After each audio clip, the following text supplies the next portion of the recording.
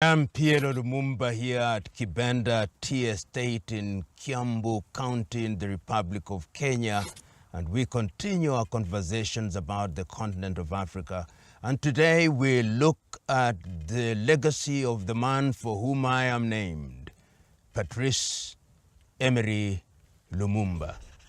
Patrice Lumumba was born amongst the Batetela people in Kasai. And like all young people who grew up during the colonial period, in his case, the colonization of Belgium, he was exposed to Western education, but did not pursue his education to the university level, joined the working force, joined the postal services during the colonial period, and in 1955, Patrice Lumumba joined the trade union movement.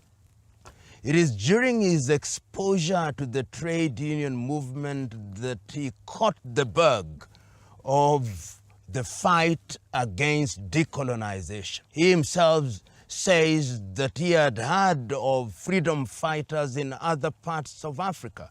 He had heard of Ghana's Kwame Nkrumah. He had heard of Nnamdi Azikiwe of Nigeria, and had heard of Julius Kambarage Nyerere, and of course Amilcar Cabral of Guinea-Bissau and Modibo Keita of Mali.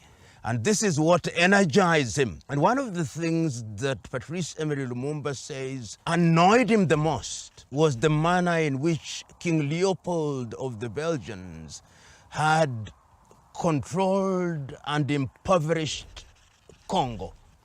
It is not told as often as should be, but he reminded many people on many occasions that Leopold of the Belgians had killed no less than 15 million Congolese, a massacre of gigantic proportions. So when he joined the trade union movement in 1955 through to 1956, of course, he was jailed for an accusation of having embezzled some funds and jailed for 12 months. Later, of course, he was released and was one of the individuals that were invited by Kwame Nkrumah in Accra, Ghana in 1958. When he went to Accra, he had the opportunity of meeting other African freedom fighters who had been involved in the struggle for decolonization.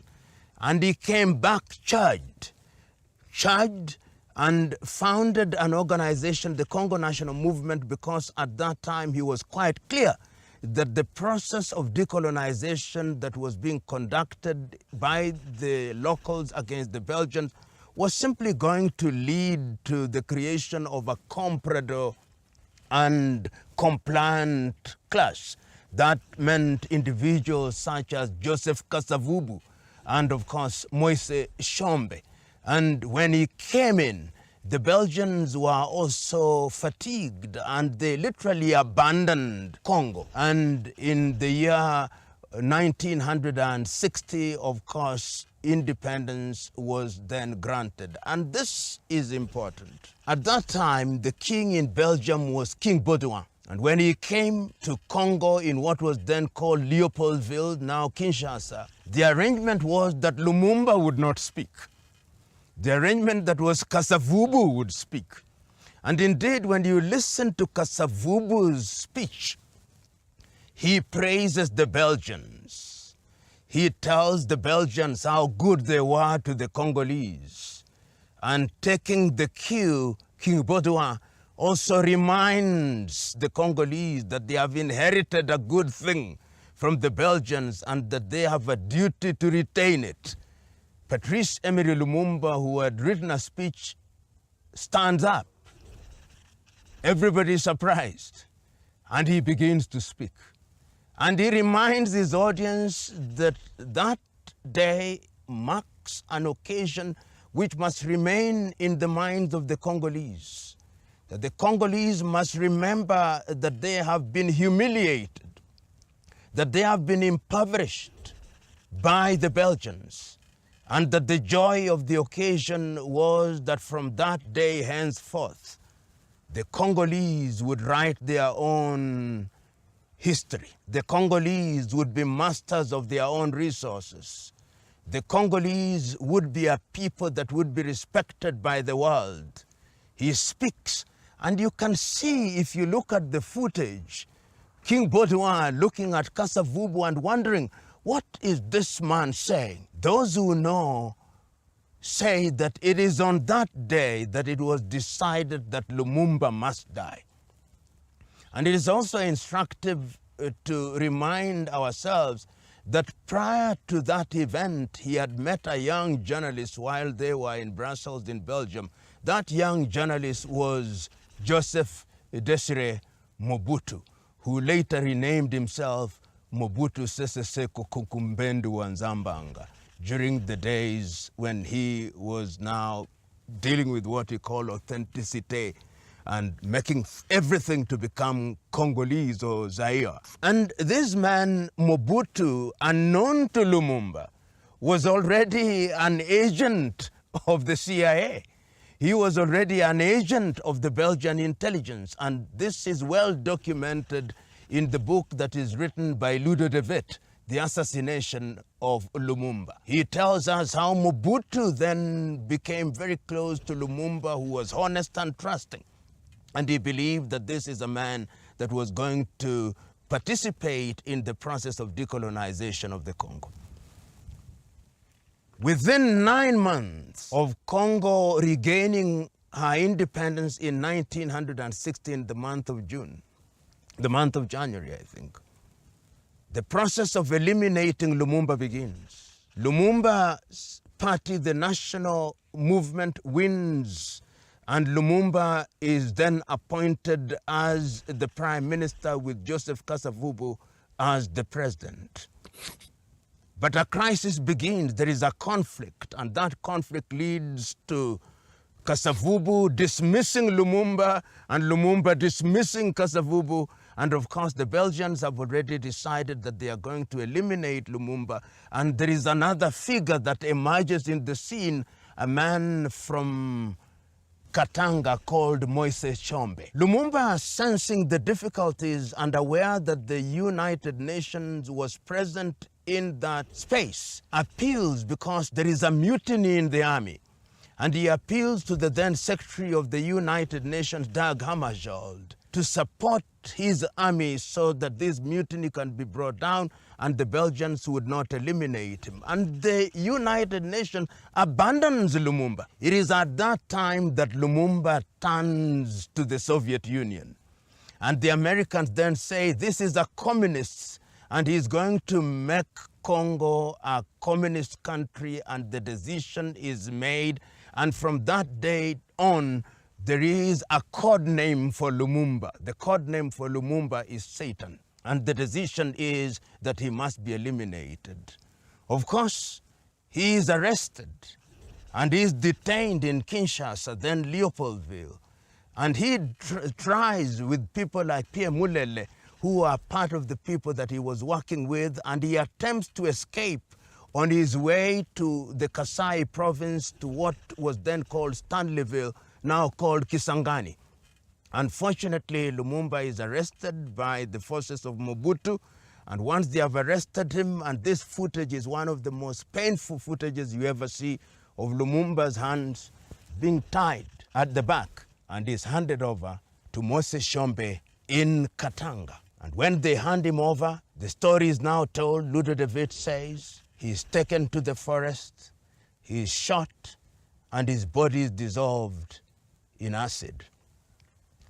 The man who shot him has recently come out and said, he's now an old man, that I shot Lumumba and the only thing that I retained was his tooth, which was returned to Congo in the year 2024. That is the sad history of how Lumumba then entered the heart of the people.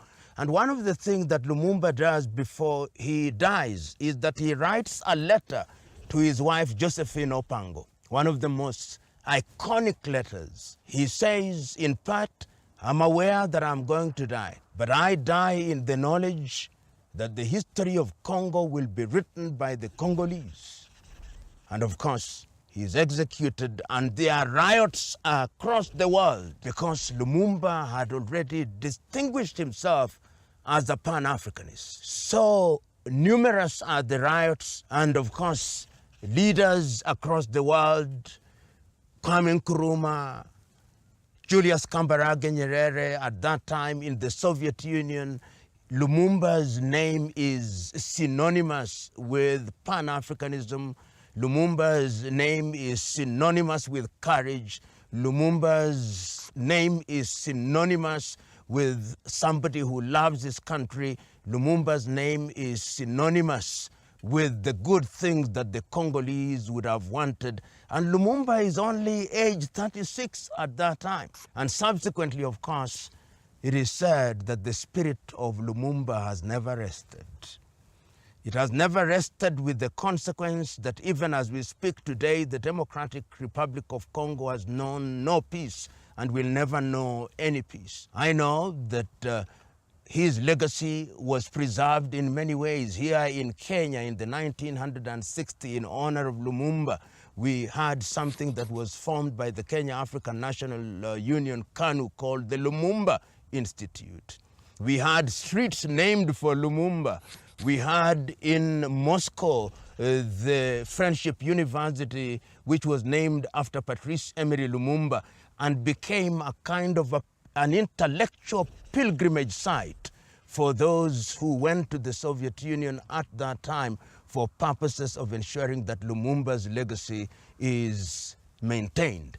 And many individuals are then named for Lumumba, including myself, who is born a year after he was assassinated. And when you go to the streets of many African cities, you find the name Lumumba. And the name Lumumba, as I've already indicated, has become synonymous with that which is good. It is also important to note that Lumumba came from a small ethnic group, the Batetela.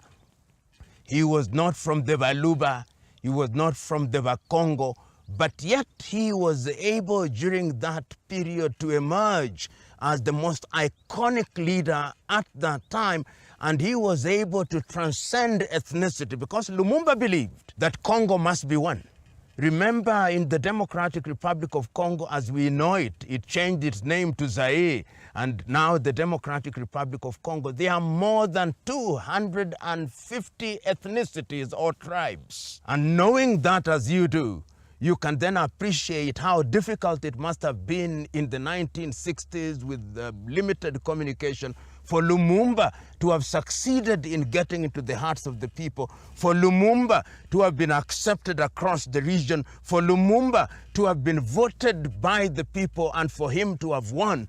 That in itself is indicative of the man who he was. And one can dare say that Lumumba is dead. Long live Lumumba, because the likes of him never die. Thank you very much. Our conversation, some may say discourse about the continent of Africa, will continue as it must. But let us say our goodbyes in the knowledge that we'll meet again to continue the conversation.